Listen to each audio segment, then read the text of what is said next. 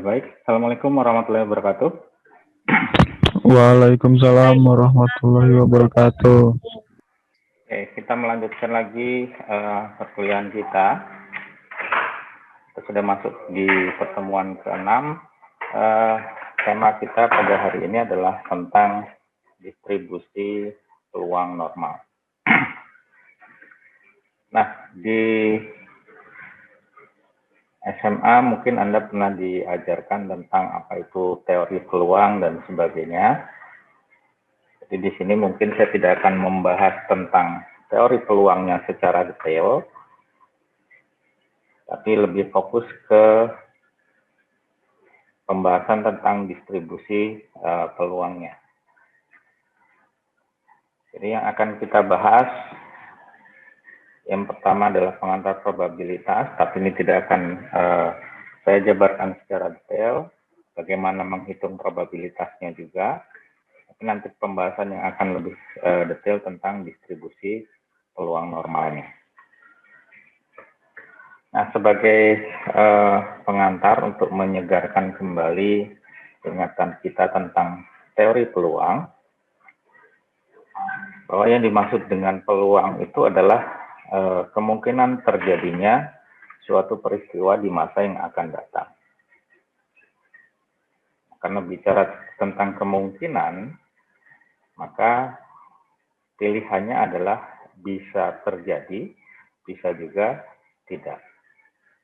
Kalau tidak, dia akan bernilai 0. Kalau terjadi, dia akan bernilai 1.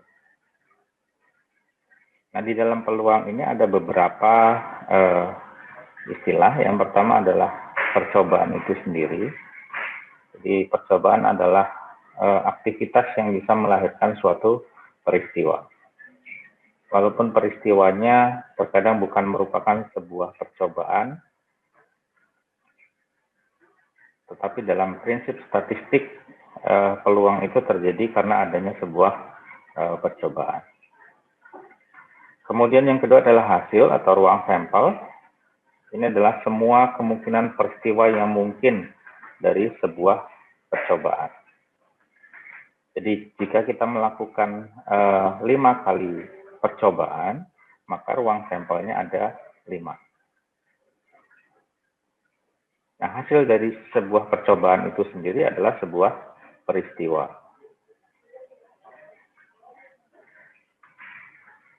Nah, untuk menghitung probabilitas bagaimana?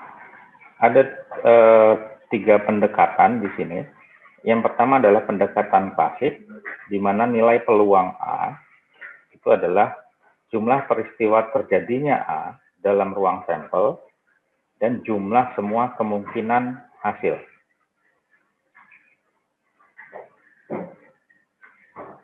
Yang kedua, dengan pendekatan relatif,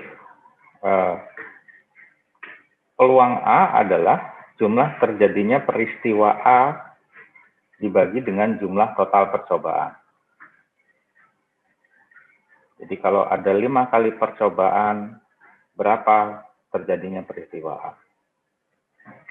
Yang ketiga adalah pendekatan subjektif, ini berdasarkan penilaian pribadi atau berdasarkan opini. Nah, ketiga pendekatan ini dipakai untuk menghitung probabilitas suatu peristiwa. Sebagai contoh di sini ada percobaan jenis kelamin ikan hasil tangkapan. Maka kemungkinan yang akan terjadi itu adalah 2. Hasil betina dan hasil jantan. Belum ada ikan banci. Maka hasilnya cuma 2. Lalu berapa peluang terjadinya peristiwa munculnya ikan berjenis kelamin betina ataupun berjenis kelamin jantan?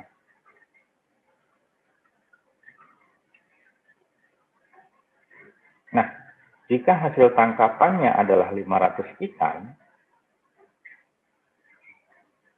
dan dari 500 itu ada 350 yang berjenis kelamin jantan, dan 150 yang berjenis kelamin betina, maka peluang masing-masingnya berapa?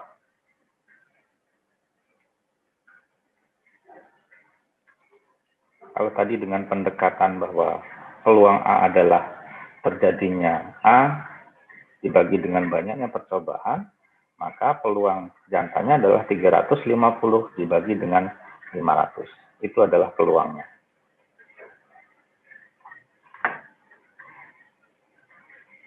Lalu dalam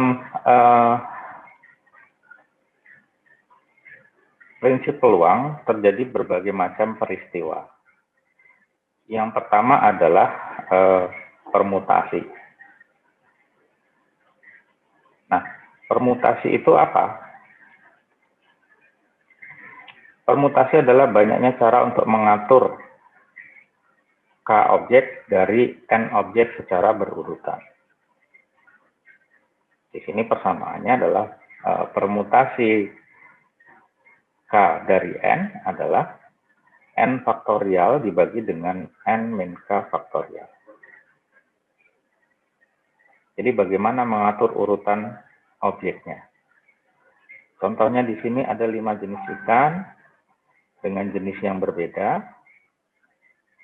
Kemudian 3 diantaranya akan diatur di tempat penyimpanan. Berapa banyak cara untuk mengatur ikan tersebut? Berdasarkan persamaan, peluang K dari N adalah N faktorial. N faktorial ini adalah banyaknya jenis ikan. Jadi 5 faktorial dibagi dengan N min K faktorial. N-nya 5, K-nya 3. 5 faktorial 120, kemudian 5 min 3 faktorial, itu 2, hasilnya 2, sehingga totalnya ada 60 cara untuk mengatur urutan ketiga jenis ikan yang akan dimasukkan dalam tempat penyimpanan. Kemudian yang kedua, dalam teori probabilitas adalah kombinasi. Nah, ini prinsipnya sama dengan permutasi, tetapi kalau kombinasi ini tanpa memperhatikan urutan. Kalau permutasi itu dengan urutan, maka kombinasi tanpa urutan. Persamaannya kombinasi K dari N adalah N faktorial dibagi dengan N min K faktorial dikali dengan K faktorial.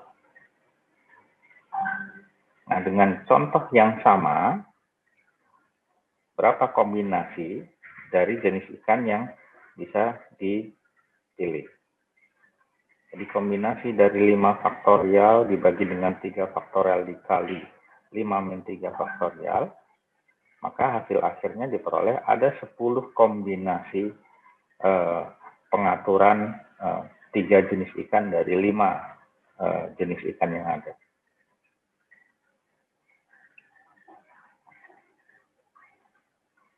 Nah, misalnya ada sebuah contoh di sini. Jika ada sebuah komite, ini ada 6 orang. 6 orang itu terdiri dari 4 pria, 2 wanita. Dari 6 orang ini akan dipilih 3 orang untuk mengikuti seminar.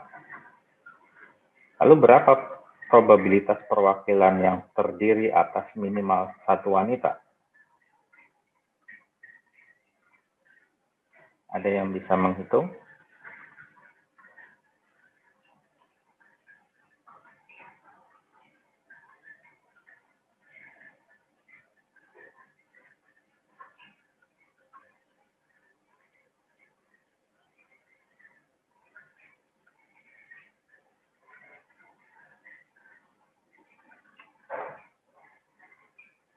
Nanti jawabannya di submit di kelas, ya.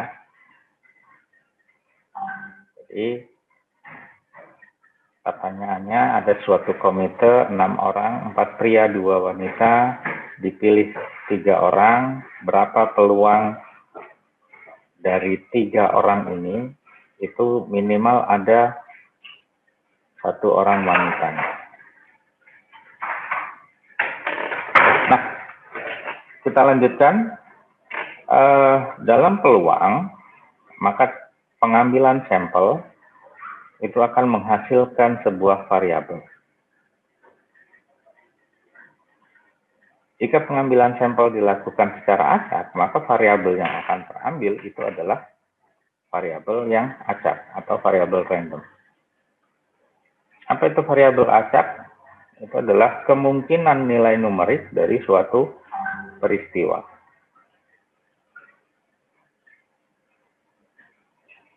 Jadi kalau misalnya Anda mengendarai kendaraan motor,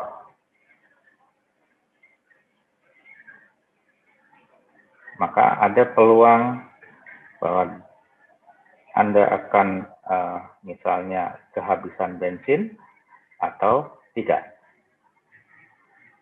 Nah, kehabisan bensin dan tidak itu diwujudkan dalam bentuk nilai numerik atau dalam bentuk angka, itu adalah variabel acak.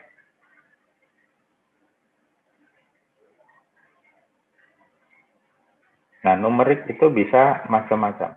Yang pertama adalah numerik dalam bentuk diskrit. Nah, diskrit itu diperoleh dari ketika kita menghitung. Menghitung jumlahnya, maka variabelnya diskrit. Kalau kita peroleh dari pengukuran, maka variabelnya adalah variabel kontinu.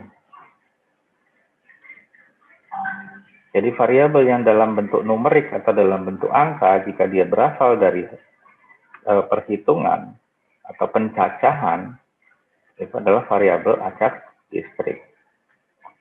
Kalau berasal dari proses pengukuran, ya adalah variabel acak kontinu.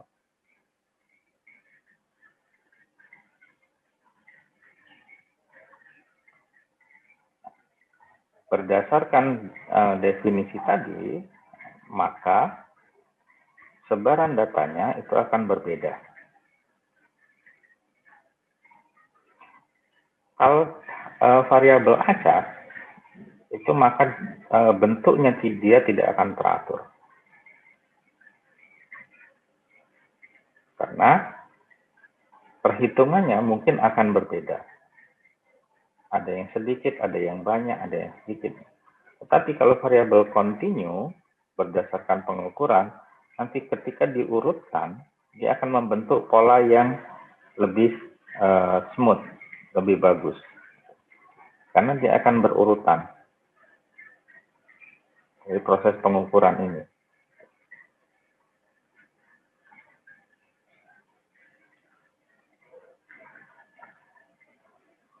Nah, lalu bagaimana distribusi peluang terjadinya variabel yang kontinu? Distribusi peluang dari variabel acak kontinu adalah kumpulan semua kemungkinan dalam hasil numerik untuk variabel yang kontinu serta peluang untuk masing-masing hasil tersebut.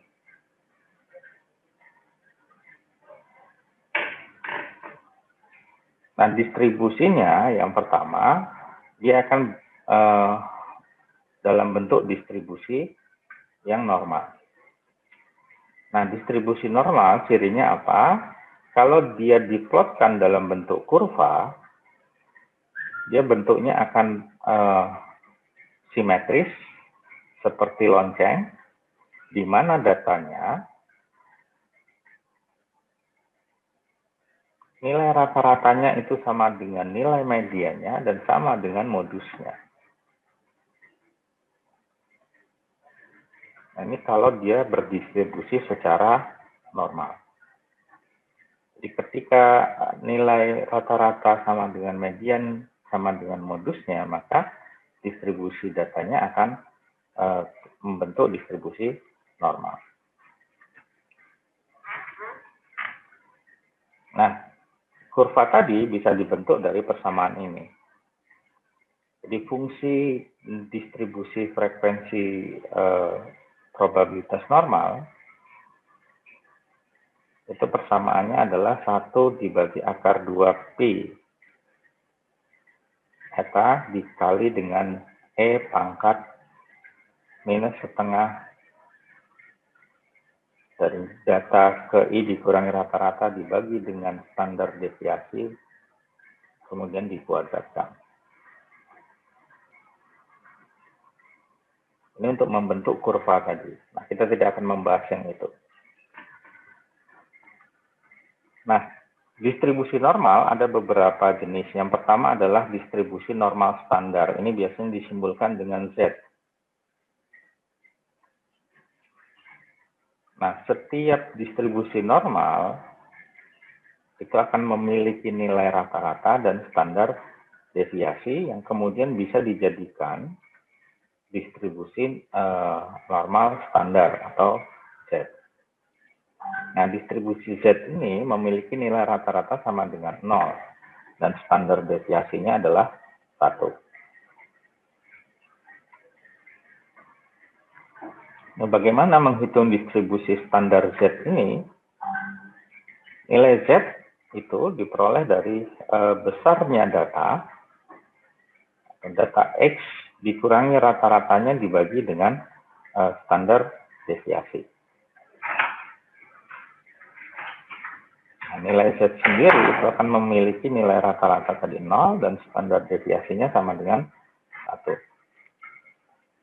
Contohnya di sini, misalnya X itu adalah panjang jenis ikan kuniran, misalnya saat matang gonat, yang didaratkan di PPN Brondong Lamongan. Nah, jika X itu berdistribusi normal dengan nilai min sama dengan 86 mm misalnya, kemudian standar deviasinya adalah 27 mm, maka berapa nilai Z untuk data X yang memiliki panjang 120 mm?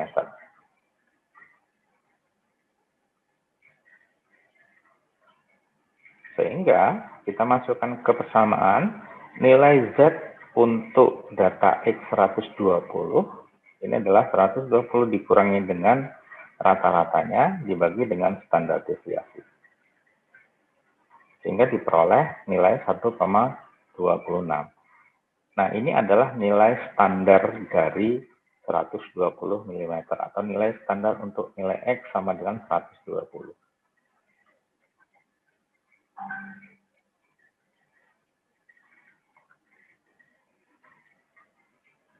Lalu bagaimana kita menentukan peluang normalnya?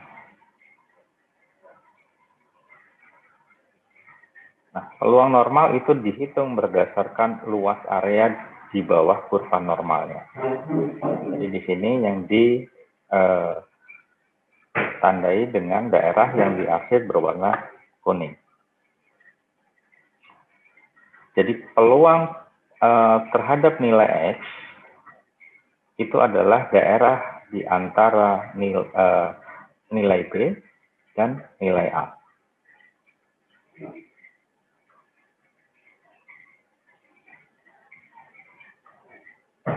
Dianggap di sini catatannya peluang dari X besar untuk populasi sama dengan X kecil untuk sampel. Untuk berbagai nilai X itu selalu sama dengan 0. Jadi peluangnya kalau kita jumlahkan nanti sama dengan 0. Nah, penentuan luas daerah kita bisa menggunakan standar normal atau standar Z tadi. Jadi yang akan kita gunakan adalah tabel kumulatif normal standar yang merupakan tabel Z. Ini isinya adalah daftar peluang yang kurang dari kumulatifnya. Maksudnya apa di sini? Jika ada 10 percobaan, kemudian kita ingin melihat standar normal dari 7 percobaan, maka kita jumlahkan dari 1 sampai ke 7. Kalau dalam tabel, kita tinggal melihat nilai yang kurang dari kumulatif 7 tadi. Nah, ini di sini contohnya, berapa peluang nilai Z jika dia kurang dari 1,26.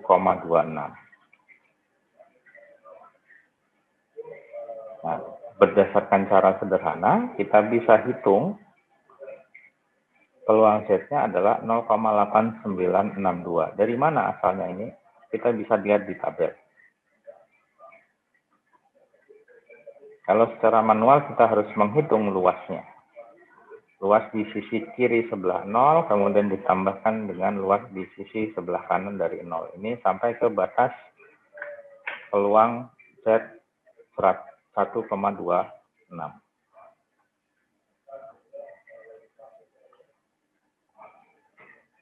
Nah, bagaimana melihatnya? Kalau Anda punya tabel Z, contohnya seperti ini. Di bagian kolom di bawah Z, ini adalah menunjukkan nilai Z sampai desimal pertama. Kemudian di sisi baris sebelah Z, ini adalah menunjukkan nilai desimal kedua. Jadi kalau tadi ditanyakan peluang Z kurang dari 126, berarti kita lihat di sini desimal pertamanya adalah 1,2, desimal keduanya berarti 0,06. Kita tarik garis ke bawah dari 0,06 dan ke kanan dari 1,2, nanti di situ didapatkan nilai 0,896.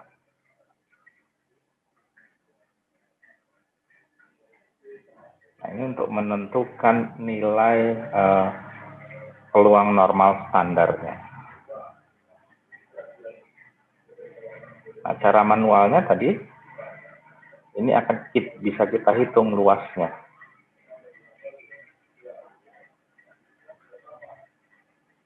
Tapi cara sederhananya adalah dengan menggunakan tabel Z.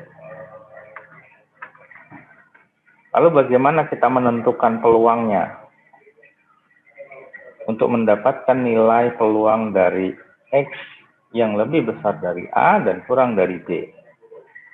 Dengan asumsi bahwa data X ini adalah berdistribusi normal. Caranya adalah yang pertama, gambarkan kurva normalnya. Yang kedua, transformasi nilai X ke nilai Z. Kemudian yang ketiga, gunakan tabel normal standar atau tabel Z.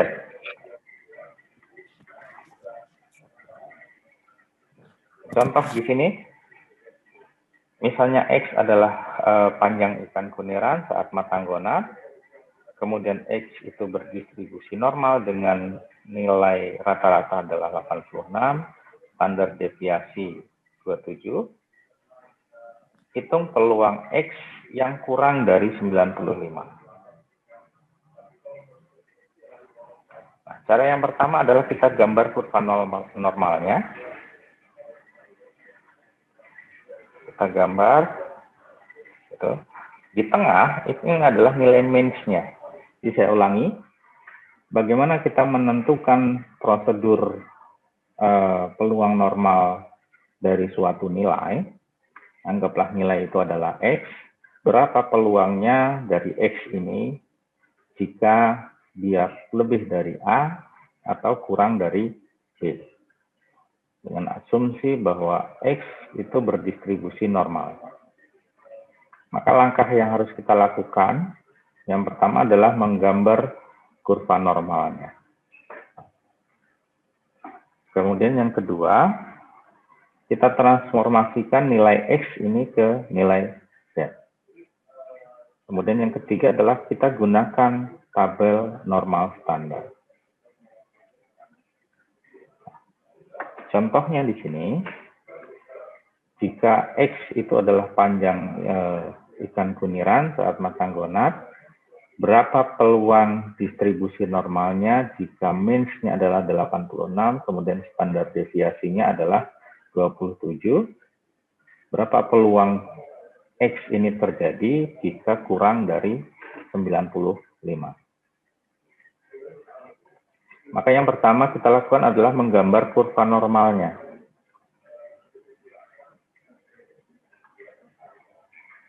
Kita buat kurva normalnya seperti lonceng, kemudian kita tarik garis tengah, ini adalah nilai means-nya.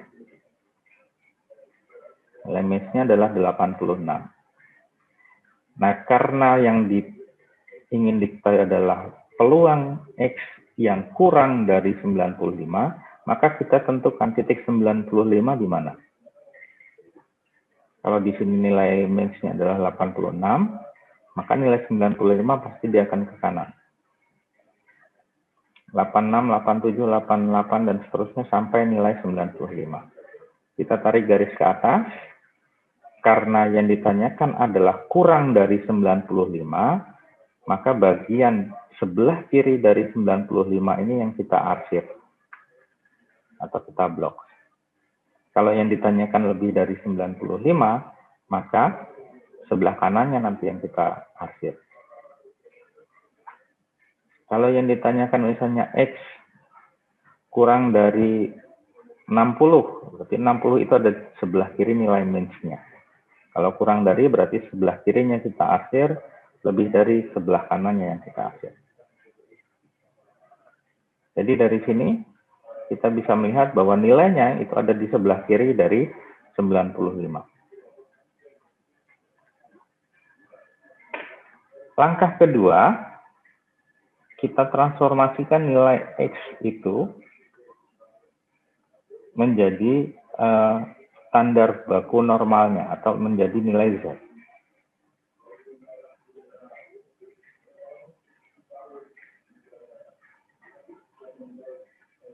Nah, kita masukkan ke persamaan, nilai Z-nya adalah yang ditanyakan tadi 95 dikurangi rata-rata dan standar deviasi, maka diperoleh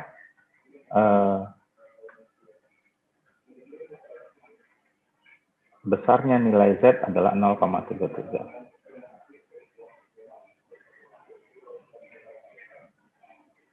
Kalau kita gambarkan hampir sama, tapi bedanya adalah kalau tabel peluang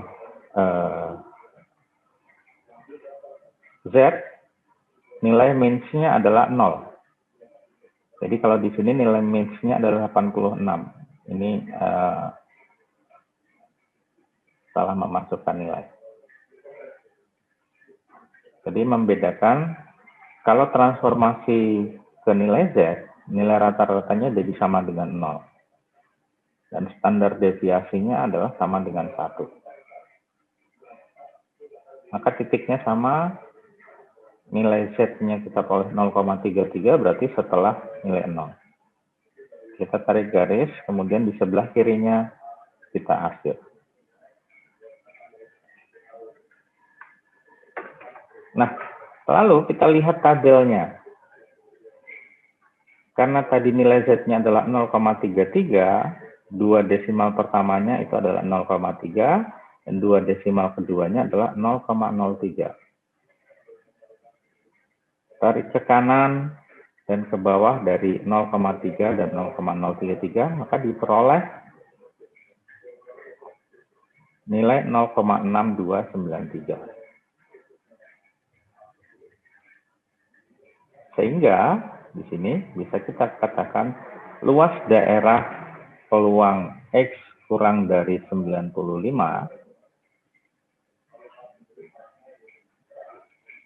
itu adalah 0,6293.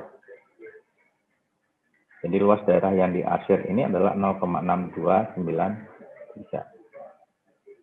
Nah, itu cara menghitung peluang normal sebuah kejadian X. Nah, lalu berapa kalau peluang dia lebih besar dari 95?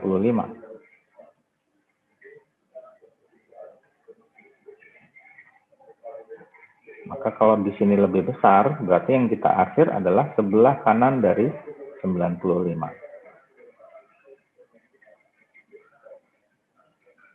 Kemudian transformasinya. Karena nilai Z tadi kita peroleh adalah 0,33, maka yang lebih dari 95 adalah peluang nilai Z lebih dari 0,33. Nah, tabel nilai Z dari 0,33 tadi diperoleh nilai 0,6293. Nah, total luas dari keseluruhan kurva ini adalah 1 atau peluangnya 1, sedangkan kita tahu tadi nilai di bawah atau kurang dari 0,33 adalah 0,6293, maka nilai di kanannya adalah berarti 1 dikurangi 0,6293. Hasilnya adalah 0,3707.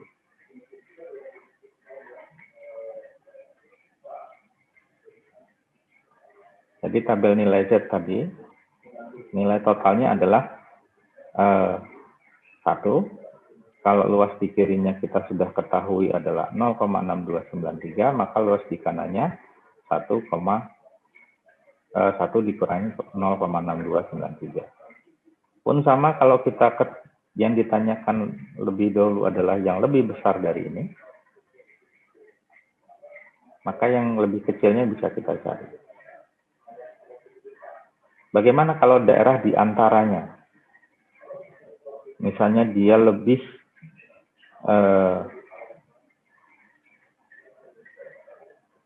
kecil dari 0, misalnya minus 0,1 sampai dengan 0,33, berapa peluang? Nah ini, yang di antaranya. Berapa peluang X itu terjadi jika X adalah lebih dari 86 dan kurang dari 95. Kebetulan 86 ini adalah nilai min-nya tadi.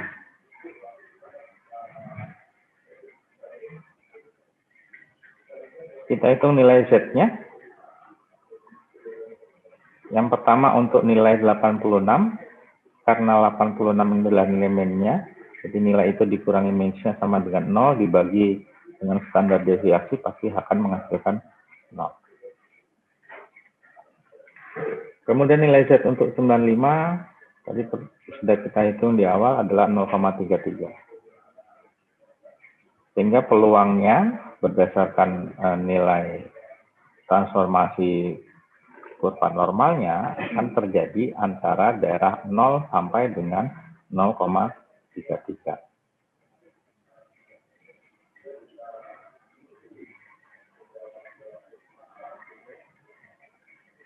Nah, dari tabel nilai Z, kita peroleh tadi nilai untuk peluang 0,33, itu dari tabel nilai Z kita peroleh nilai 0,6293. Lalu berapa peluang antara 0 sampai 0,33? Berarti di sini peluang Z yang kurang dari 0,33 dikurangi dengan peluang Z yang kurang dari 0. Nah, peluang Z yang kurang dari 0,33 itu adalah dari tabel 0,6293. Kemudian peluang yang Z yang kurang dari sama dengan 0 adalah 0,5 atau setengah. Dari mana setengah? Karena titik tengahnya ini adalah min-nya sama dengan 0, maka daerah sebelum 0 ini nilainya adalah setengah, nilai sebelah 0 itu adalah setengah. Kalau totalkan kita jumlahnya tadi adalah 1. Jumlah total kurva normalnya adalah 1, maka kalau kita bagi 2, luas setengah dari 0 ini adalah 0,5.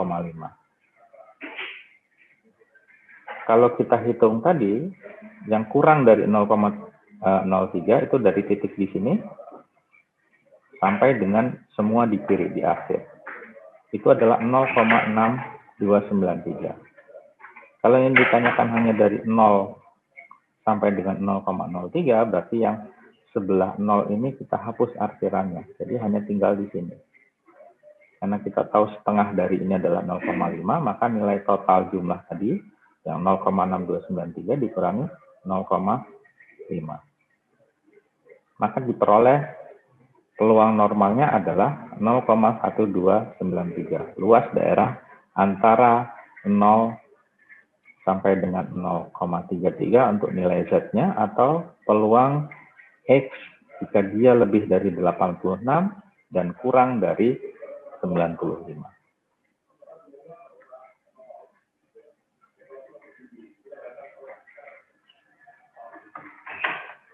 Nah, bagaimana kalau peluang X yang lebih dari 77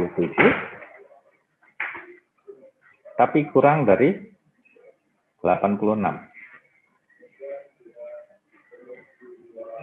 Maka kita transformasikan dulu peluang X untuk 77 dan peluang X untuk 86.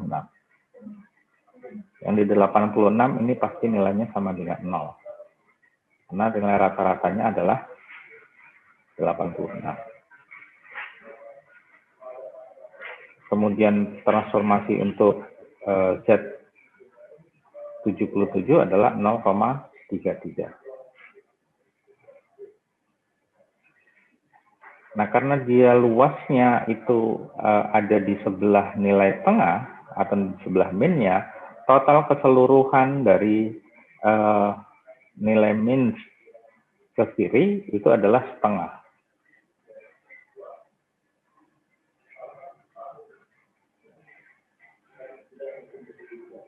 Kemudian nilai Z dari tabel untuk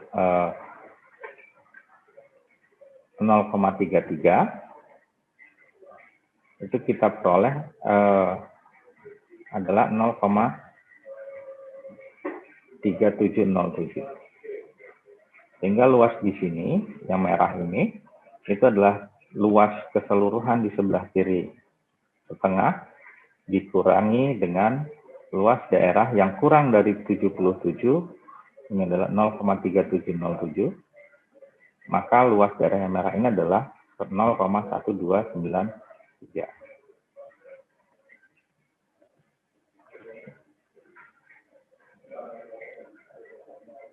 Nah, peluang Z lebih dari minus 0,933 dan Z kurang dari 0, karena peluang distribusi normal ini selalu simetris, maka nilainya akan sama dengan peluang Z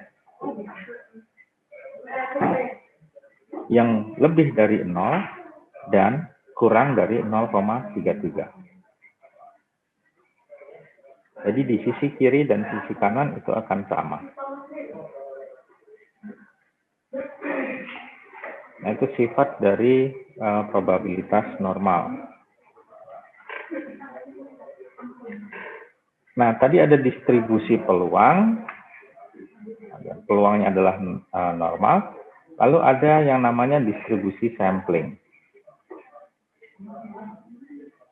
Apa itu distribusi sampling? Distribusi sampling adalah distribusi dari semua kemungkinan hasil statistik suatu sampel yang dipilih dari populasi asal.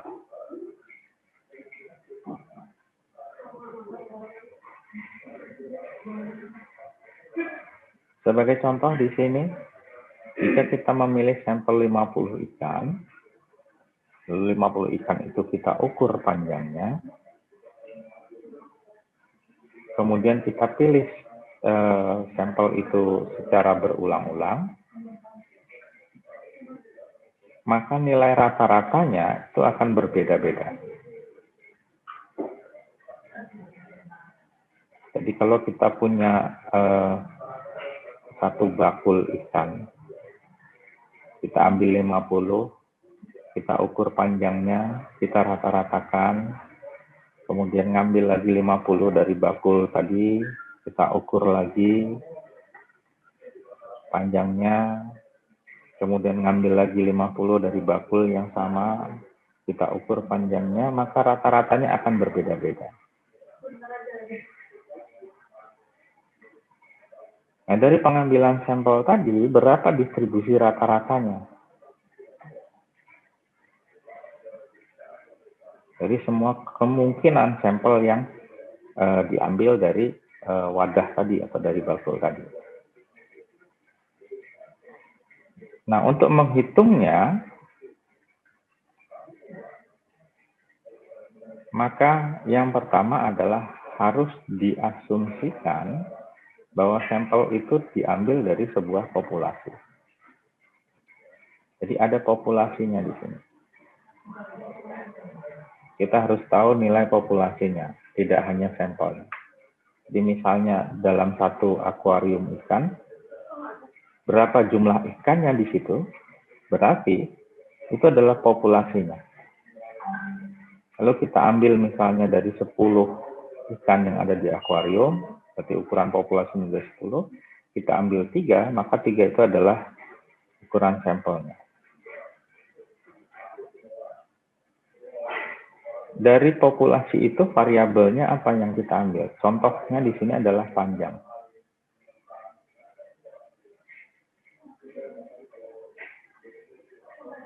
Lalu kita ukur panjangnya, diperoleh nilai S-nya adalah 18, 20, 22, dan 24.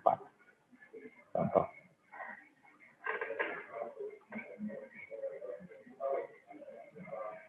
Sehingga kalau kita hitung nilai rata-ratanya,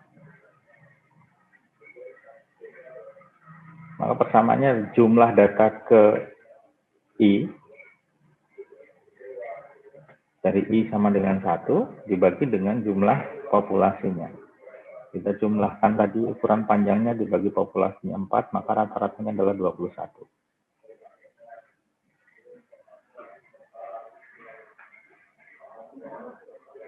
Lalu standar deviasinya,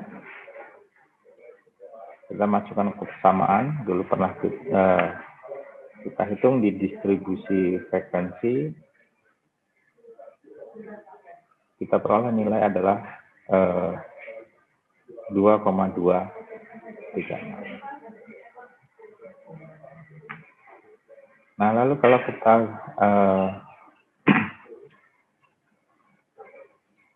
gambarkan dalam bentuk grafik, di sini, maka terdapat distribusi yang seragam. Kenapa bisa demikian? Kenapa distribusinya seragam, padahal nilainya berbeda-beda?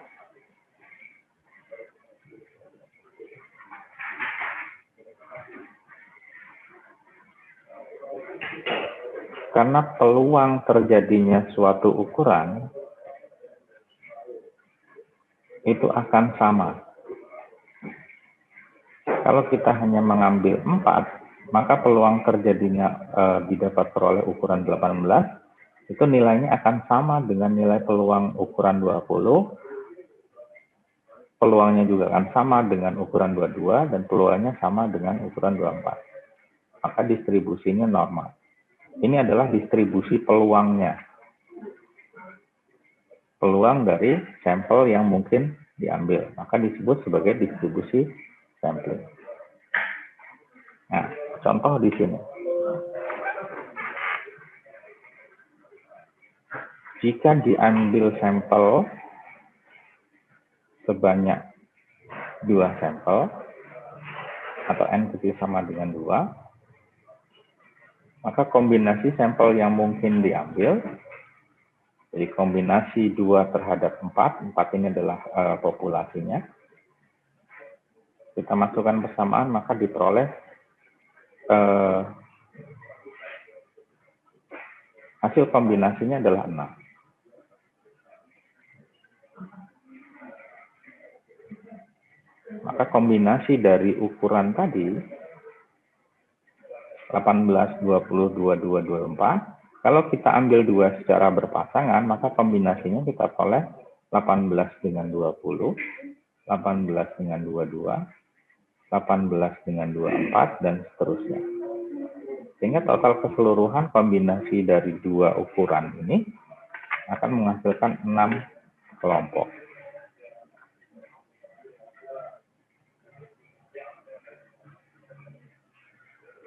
Nah, rata-rata dari 2 ukuran ini, 18 dengan 20 itu adalah 19, 18 dengan 22 rata-ratanya adalah 20.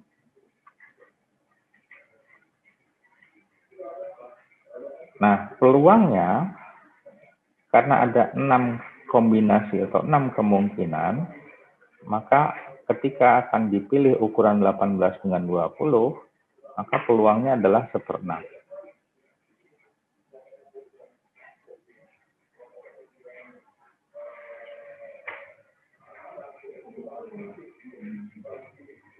Kemudian kombinasi 18 dengan 22 adalah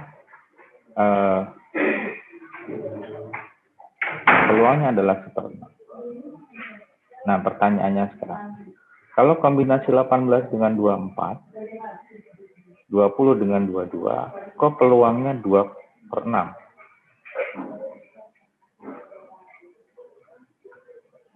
Kenapa peluangnya tidak sama?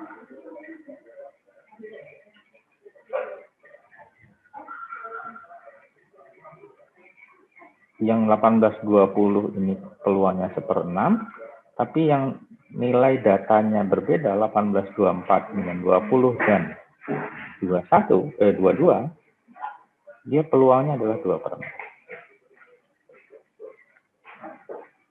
Nah, ini tadi penekanannya di awal, kalau kita lihat,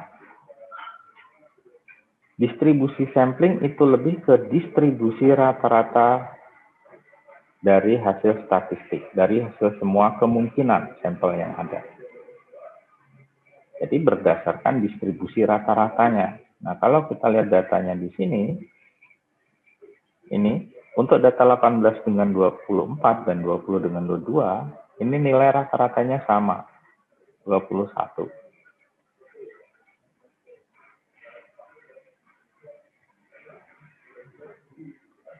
Jadi yang dihitung 1/6 ini adalah peluang rata-ratanya. Bukan peluang kombinasi dari 18-20. Jadi di sini yang dimaksud dengan distribusi sampling adalah distribusi dari rata-ratanya. Bukan distribusi dari kombinasi datanya. Karena peluang distribusi rata-rata 21 ini terjadi 2 kali, maka kalau kita jumlahkan totalnya adalah 2/6. Peluang dari 2 kombinasi ini.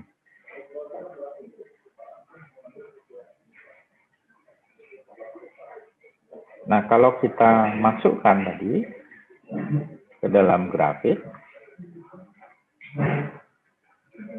maka peluang yang 1/6 tadi itu sama dengan 0,17, yang 2/6 adalah 0,33. Jadi distribusi samplingnya akan seperti ini. Nah, ini menjawab tadi kenapa yang di sini distribusinya uniform.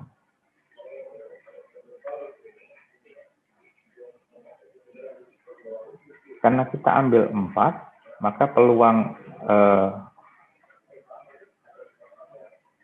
ukuran dari 18 itu adalah 1/4 atau 0,25. Dan peluang dari 20 juga sama, 0,25. Maka distribusinya uniform. Kalau kita hanya mengambil data dari masing-masing sampel. Nah, kalau kita kombinasikan sampelnya, maka distribusi samplingnya akan berbeda-beda. Di mana nilai rata-rata yang 21 ini terjadi 2 kali dari 6 kemungkinan peluang yang mungkin terjadi. Sehingga nilainya akan berbeda.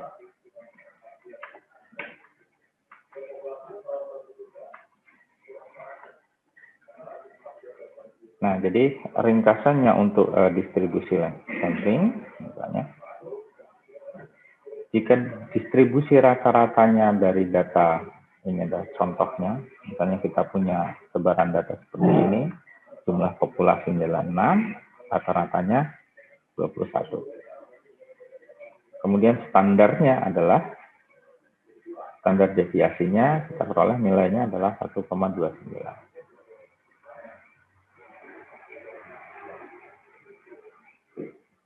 Atau bisa menggunakan perhitungan seperti ini. Ada 2 metode perhitungan.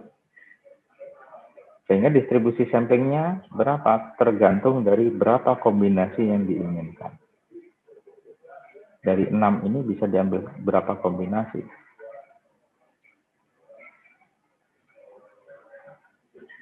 Misalnya Misalnya 2/6, 3/6, 4/6, dan sebagainya.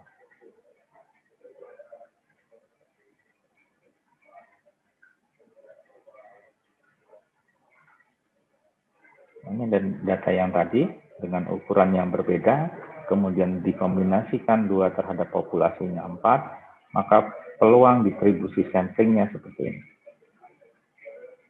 Peluang sampelnya itu sama, tapi peluang distribusi samplingnya berbeda.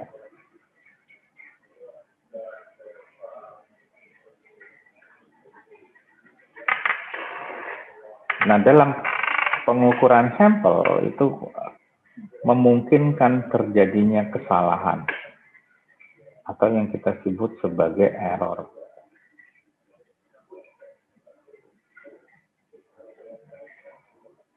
Nah, kenapa error ini bisa terjadi?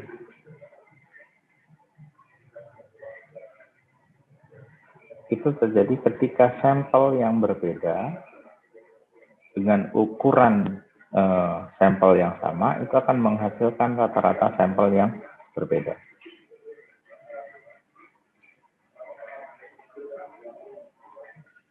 Nah, perbedaan rata-rata itulah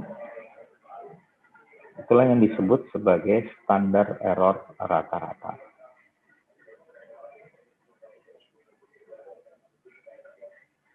Kalau kita hitung nilainya, standar error rata-ratanya, atau eta X bar sama dengan standar deviasi dibagi dengan akar jumlah sampelnya. Semakin besar ukuran sampel, maka standar error rata-ratanya akan semakin kecil. Semakin kecil standar errornya, maka data itu akan semakin baik. Sehingga bisa disimpulkan, semakin banyak sampel, maka datanya akan lebih terpercaya. Kenapa? Standar errornya akan semakin kecil.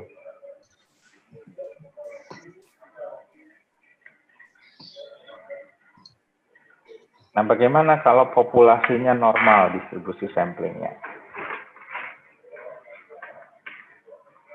Jika populasinya berdistribusi normal, dengan nilai rata-rata mean-nya adalah mu, kemudian standar deviasinya adalah sigma ini, maka rata-rata samplingnya adalah X bar, dan distribusi normalnya, itu kurang lebih akan sama. Jadi rata-rata sampel itu akan sama dengan rata-rata populasi. Standar deviasi sampel juga akan sama dengan standar deviasi populasi. Bagaimana nilai Z dari sampling atau nilai Z dari sampel? Kalau tadi untuk populasi nilai Z-nya adalah nilai X dikurangi dengan nilai mu-nya, maka di sini yang kita gunakan adalah rata-rata sampelnya dikurangi dengan rata-rata populasinya.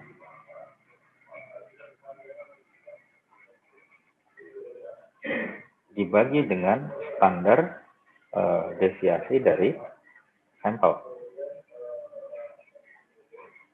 Atau standar deviasi populasi dibagi dengan akar dari banyaknya sampel. Tergantung dari mana data yang diketahui persamaan ini akan digunakan.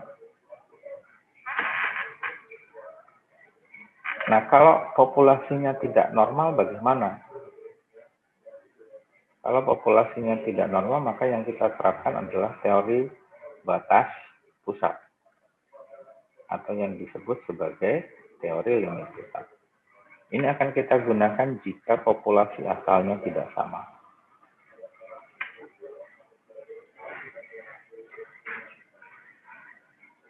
Sehingga hasil rata-rata sampel itu distribusinya akan mendekati normal. dengan catatan jika ukuran sampelnya itu cukup besar. Jadi kalau populasinya, distribusinya tidak normal, supaya nilai sampelnya rata-ratanya itu mendekati normal, maka harus memperbesar jumlah sampel. Sebagai contoh, misalnya kalau kita menjaring ikan di laut, maka ukuran populasinya kita tidak tahu apakah dia normal atau tidak.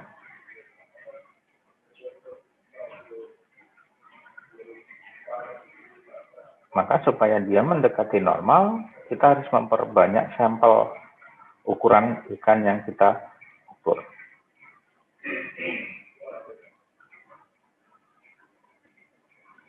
Kalau kita tidak tahu jumlah ikan di laut, misalnya, berarti kan kita tidak tahu apakah populasinya normal atau tidak. Supaya distribusinya mendekati normal, maka jumlah ikan yang harus kita ukur itu harus lebih besar atau semakin besar.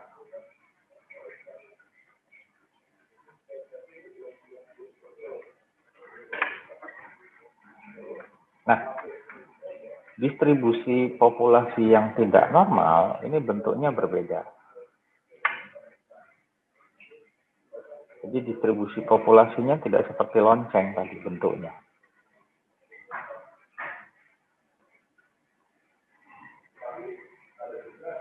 Lalu distribusi sampelnya bagaimana?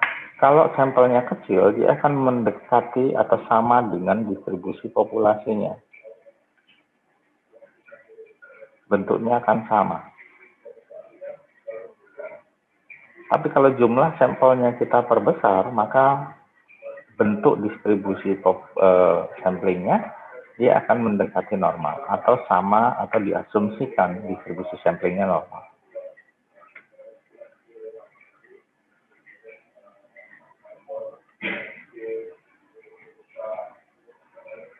Nah, pertanyaannya berapa sih untuk bisa mendapatkan distribusi sampling yang mendekati normal ini? Kalau dikatakan dia akan mendekati normal seiring dengan pertambahan jumlah sampelnya. Apakah 10 sampel itu sudah cukup besar? 20, 30, 100, 1000, 1.000.000 atau bagaimana?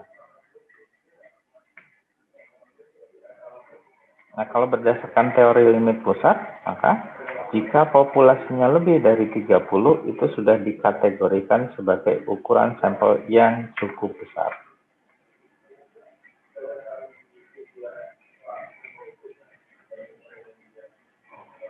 Jadi minimal ada 30 sampel. Lebih dari 30 semakin baik. Contoh di sini, kita tidak tahu populasi itu normal atau tidak. Tetapi yang kita tahu dari populasi itu memiliki nilai rata-rata 8, kemudian standar deviasinya adalah 3. Nah, dari populasi yang kita tidak tahu tadi, kita ambil sampel secara acak, jumlahnya adalah 36. Nah, jumlah ini tadi berdasarkan teori limit pusat, ini sudah cukup besar.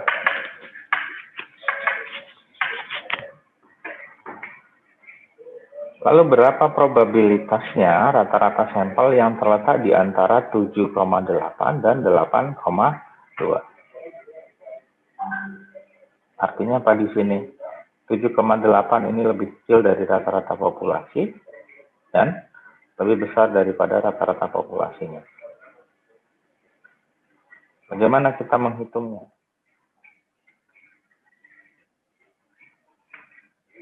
Kalau kita tidak tahu jika populasinya itu berdistribusi normal atau tidak, maka kita asumsikan berdasarkan teori limit pusat, maka jumlah sampelnya harus lebih dari 30.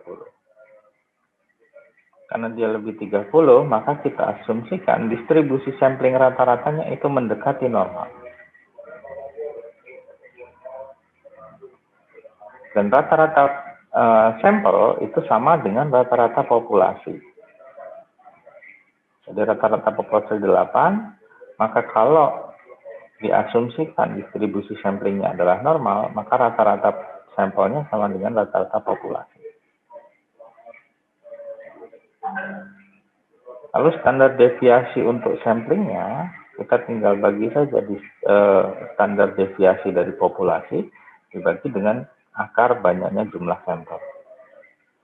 Dapatlah kita nilai 0,5.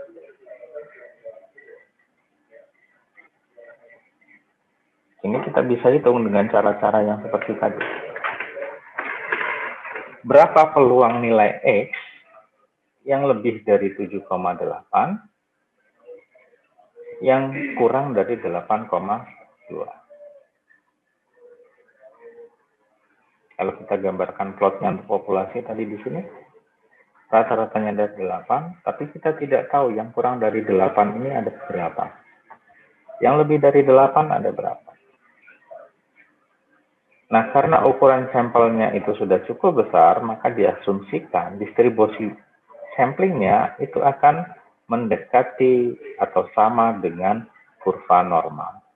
Tadi asumsikan dia distribusi sampling adalah normal.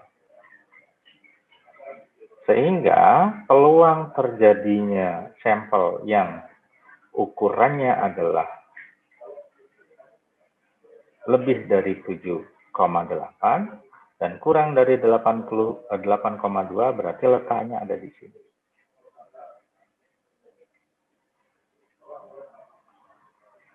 Nah, kalau peluang sampel itu kita standarisasi dengan distribusi normalnya, maka kita konversi dulu nilai X ini menjadi nilai Z. Maka persamaannya akan seperti ini. Peluang X yang lebih dari 7,8, ini kita masukkan 7,8 dikurangi rata-rata dibagi standar deviasi dibagi dengan akar jumlah sampel.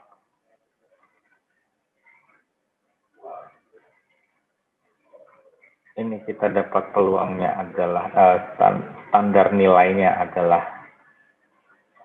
nilai Z-nya adalah minus 0,4, ini adalah positif 0,4. Sehingga peluangnya nilai Z-nya itu lebih dari 0,4 mins dan kurang dari 0,4. Kalau kita gambarkan titik tengahnya itu adalah 0, kita tarik ke kiri karena dia nilainya negatif 0,4 dan ke kanan positif 0,4.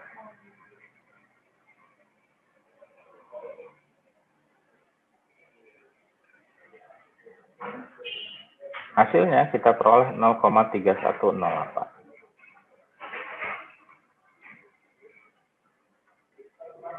Pertanyaan saya, 0,6554 ini dari mana? 0,3446 ini dari mana?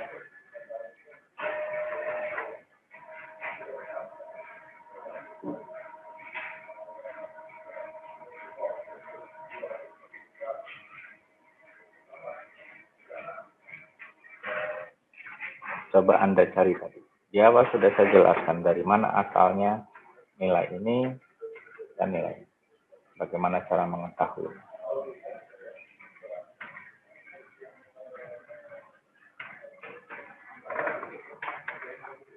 Nah, ini sebagai latihan.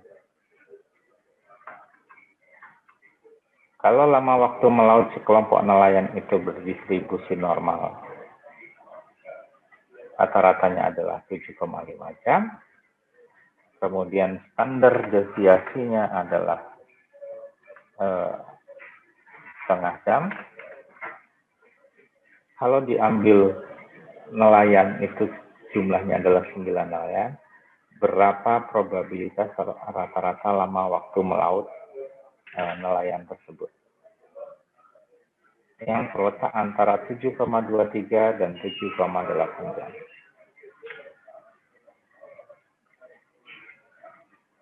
Lalu berapa probabilitas rata-rata lama waktu sampel yang lebih dari 7,8 jam?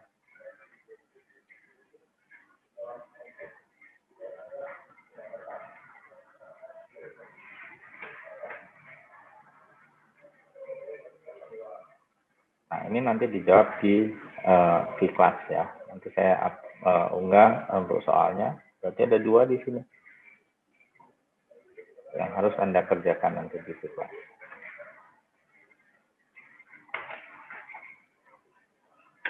Nah, selanjutnya tadi ada distribusi sampling, di sini ada distribusi proporsi.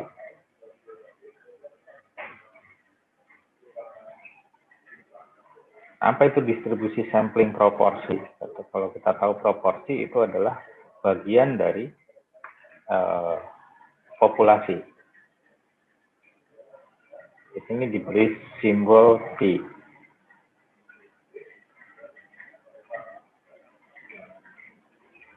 Maka peluangnya, proporsi sampelnya adalah banyaknya sampel dengan karakteristik yang teramati dibagi dengan ukuran sampelnya. Peluangnya itu akan sama, dia lebih besar dari 0 atau sama dengan 0 dan kurang dari 1 atau sama dengan 1. Jadi batasannya adalah antara 0 dengan 1. Nah, peluangnya proporsi ini akan berdistribusi normal jika N-nya itu besar.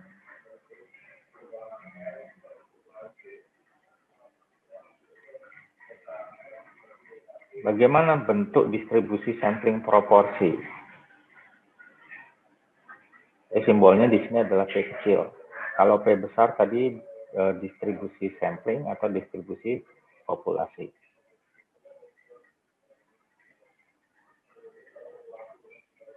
Nah, bentuk distribusi proporsi itu akan mendekati distribusi normal jika jumlah sampel dikalikan dengan proporsinya itu lebih besar atau sama dengan 5. Dan jika jumlah sampelnya dikalikan 1 dikurangi dengan proporsinya itu lebih besar atau sama dengan 5, maka distribusi proporsinya itu akan mendekati atau sama dengan normal.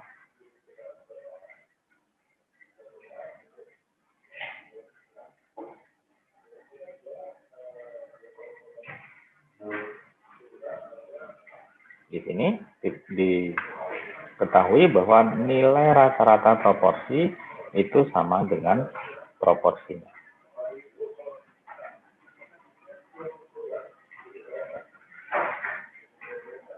Dan standar deviasi proporsinya itu juga akan sama besarnya dengan distribusi sampling.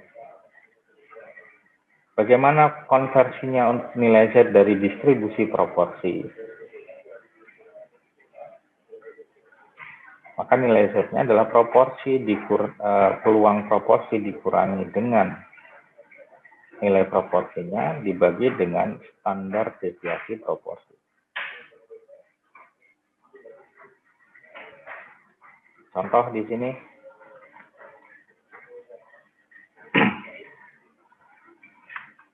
Nah, jika ikan yang memiliki penandaan atau tagging itu memiliki proporsi sebesar 0,4,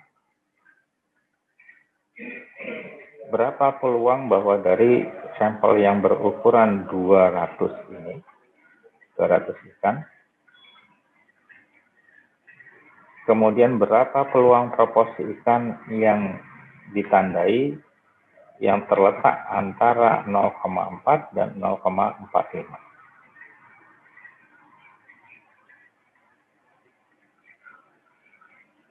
Jadi pertanyaannya, jika proporsinya adalah 0,4, jumlah sampelnya 20, berapa peluang proporsi yang terjadi antara 0,4 dan 0,45?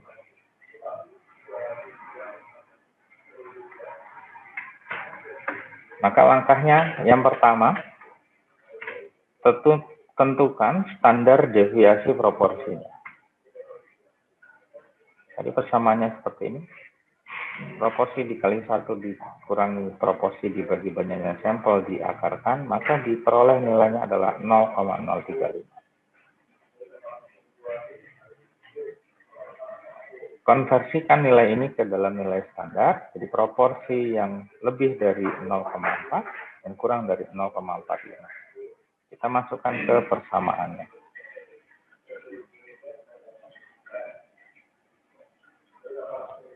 Persamaan untuk peluang proporsi tadi, sehingga diperoleh peluang untuk normal standarnya itu terletak nilai Z-nya itu lebih dari 0 dan kurang dari 1,43.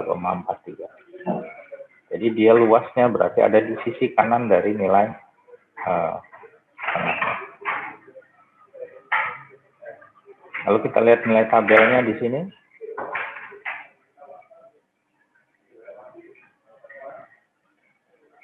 Ini untuk distribusi samplingnya, ini untuk standar normalnya. Jadi ini yang sudah dikonversi. Kalau di sini nilai proporsinya adalah 0,4, di sini nilai rata-rata konversinya adalah sama dengan 0. Jadi setelah dikonversi, nilai 0,45 itu sama dengan 1,43. Sehingga peluangnya antara 0 sampai dengan 143. Ini daerah yang diarsir. Luasnya adalah 0,4236.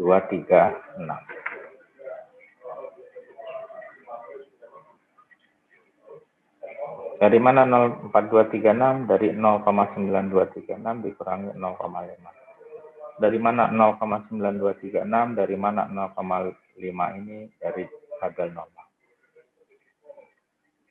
Tadi sudah kita ulas.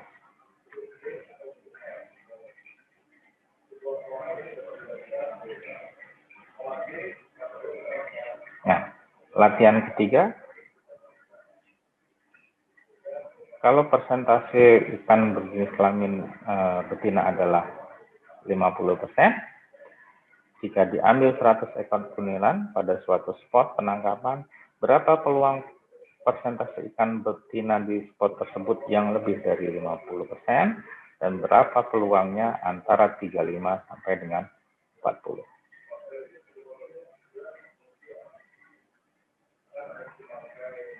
Oke, jadi ada 3 latihan untuk hari ini. Kira-kira itu materi kita untuk hari ini. Ada pertanyaan?